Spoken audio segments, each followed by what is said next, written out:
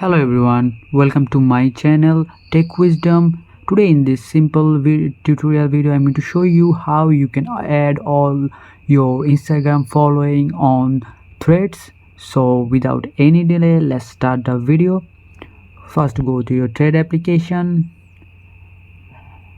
Now you can see the profile icon on bottom right of your screen. Click here and click those straight two lines on top of your right. You can see the option follow and invite friends here.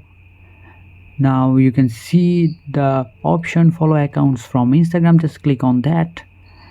As you can see, those are the people from my Instagram ID that also have Thread application. I can either follow them manually by clicking this follow button, or I can click follow all, and all of my friends that are on Instagram, I can follow them on Threads.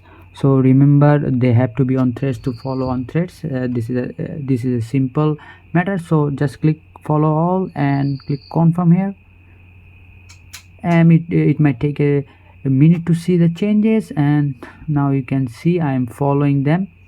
So that is it for today's video. I hope you like this video. If you like this video, consider subscribing to my channel. See you on